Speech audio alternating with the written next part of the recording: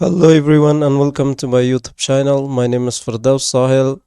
In this video I'm going to show you something useful and simple with Affinity. So make sure to watch this video till the end.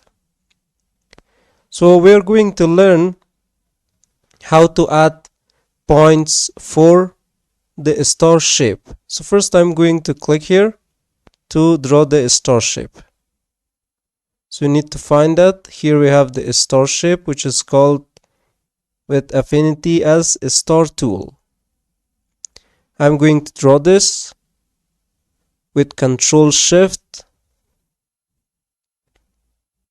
Now to add points for this star shape, up here you can see in this toolbar points, and from here you can choose the number of points. I can click here to increase the number of points just like this.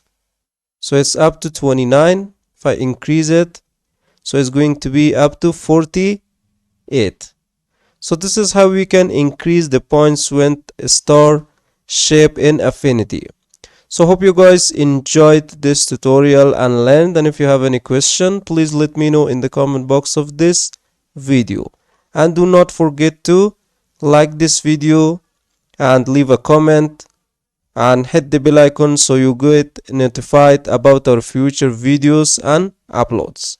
So see you guys in the next video.